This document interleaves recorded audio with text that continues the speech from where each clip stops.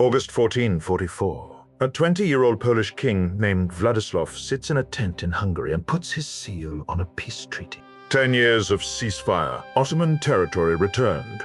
A secured border. The Balkans stabilized. Everything the Crusade had been fighting for delivered without another battle. He has been 20 for 3 months. He will be dead in 3. A cardinal is already in the next room explaining why the oath his king just swore does not count. This is the story of the last real crusade, the one that won, negotiated everything it needed, and then destroyed itself on a theologian's argument, leaving Constantinople with no one coming to save it 9 years later.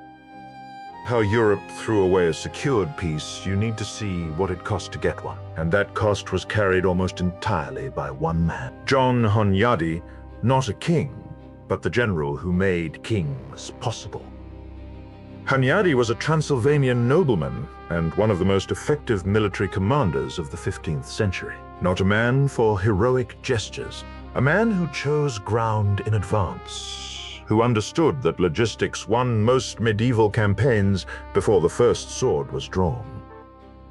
In 1442, he positioned a force a fraction of the Ottoman size in a mountain pass in Transylvania and destroyed the invading army so completely that 2 Ottoman commanders died on the field, like sheep.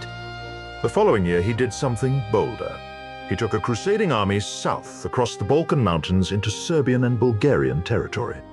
In November, in winter, through passes most commanders considered impossible in cold weather. They took Niš, they crossed the mountains, they took Sofia, they came home through cheering crowds in Buda in January. They had beaten the Ottomans in their own territory in winter. No Western army had managed that in 50 years. And the Ottomans knew what losing looked like. In 1402, Tamerlane had descended on Anatolia and shattered them at the Battle of Ankara. He captured Sultan Bayezid I on the field. Bayezid died in captivity. The empire nearly broke apart. It took them 20 years to recover. Sultan Murad II had rebuilt that empire. He was not going to watch it fracture again. And now he was fighting the Karamanid Principality, pressing him from the east in Anatolia. He could not hold 2 fronts. He offered terms: 10 years of ceasefire, the Serbian despotate restored, 100,000 gold florins, all prisoners released. These were not grudging concessions, these were extraordinary. The Sultan was paying to stop the fighting, paying in territory, in gold, in political standing. The treaty was sworn at Szeged in August 1444. Both sides swore on their own holy books, Christians on the Gospels, the Ottomans on the Quran. Witnesses present from both parties. Murad believed his western border was secured. He abdicated the throne and handed it to his 12-year-old son Mehmed. Then he retired to a quiet life in southwestern Anatolia. The peace lasted approximately 2 weeks. Cardinal Cesarini had spent years building this crusade, funding it, organizing it, pushing it through diplomatic channels across half of Europe. His entire career was staked on a war, not a treaty. A peace agreement was the one outcome he could not accept. So he found a way around it. Oaths sworn to infidels, he declared, were not binding in the eyes of God. A Christian king could not be held to a promise made to a Muslim sultan. The treaty was void. The crusade would continue. Consider what he was discarding. An oath sworn on the Gospels, ratified before witnesses, agreed by both sides, with terms already being fulfilled, declared worthless because the other party was Muslim. It later emerged that Cesarini had prepared this before the treaty was even signed. On the same day in April that King Władysław sent his ambassador east to negotiate peace with Murad, the king had separately sworn a second oath before Cesarini, promising to continue the crusade no matter what the negotiation produced. Władysław was 20 years old. He had just won a war. He had the papal legate on one side telling him God demanded the crusade continue. He had his general Hunyadi on the other telling him the peace was real and the soldiers who earned it deserved to keep it. And he had no one around him with the authority or the nerve to tell the cardinal he was wrong. He broke the treaty on the 4th of August. The Ottomans were not informed. Murad, sitting in peaceful retirement in Anatolia, received word that a Crusader army was marching south again.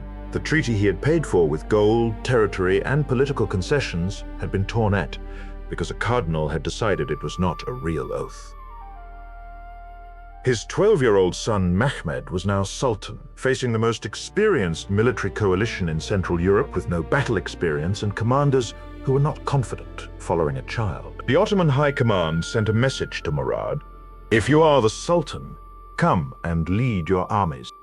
Murad came out of retirement. He needed to cross from Anatolia into Europe.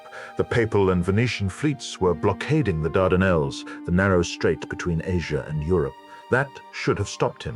He paid the Genoese, Venice's commercial rivals, sailors with no loyalty to the Crusade and every reason to take a fee. They ferried the entire Ottoman army across the Bosphorus. The eastern strait, the Christian fleet was not watching closely enough. The blockade that was supposed to trap Murad in Asia had been sold out for transport money. By the time the Crusaders reached Varna on the Black Sea coast in November, they expected the Allied fleet to be waiting for them. It had not arrived. They were boxed in. The Black Sea to the east, Lake Varna to the north, forested plateau to the south and west. The only open ground was directly in front of Murad's army, 40 to 60,000 men. The Crusaders had roughly 20,000. Hunyadi read the terrain and made the only decision that gave them a chance. He anchored his defensive line and waited. If the Ottomans came to them, the numbers mattered less. If the line held and discipline held, they might survive long enough to negotiate a way out. The battle began on the 10th of November. The first hours went better than anyone had a right to expect. Hunyadi's flanks held. The Ottoman right wing broke. The center was under pressure, but still standing. Then Murad ordered his center to pull back. Whether it was a deliberate trap, drawing the Crusaders forward off their line into open ground, or a genuine retreat under pressure, the effect was the same. A gap opened. The Ottoman center appeared to be collapsing. And from where King Vladislav sat on his horse, he could see the Sultan himself. Murad, visible near his command tent, the man the cardinal had told him God wanted destroyed. Hunyadi was fighting on the flank. He sent a direct message to the king: "Wait, hold the line. Do not advance until I return." Vladislav took 500 Polish knights and charged. He almost reached him. The charge smashed through the outer janissary formations. His knights reached the edge of Murad's camp. Ottoman sources confirmed the Sultan was in real danger. Then Vladislav's horse went down. Stabbed or caught in a concealed trench, the sources disagree. The king hit the ground surrounded by 10,000 elite janissaries. No one around him could fight a way back out. He was killed. His head was raised on a lance and displayed across the Ottoman line. Hunyadi, riding back from the flank, found the center gone and the army falling apart. He tried to reach the king's body. He could not break through. He organized a retreat through the collapse. The Crusader army was virtually destroyed. Cardinal Cesarini, the man who voided the oath, who told the king that God endorsed breaking the peace, was killed in the rout, cut down trying to flee to a fortress across Varna Bay. The man who guaranteed divine permission to break the treaty did not survive the battle it caused.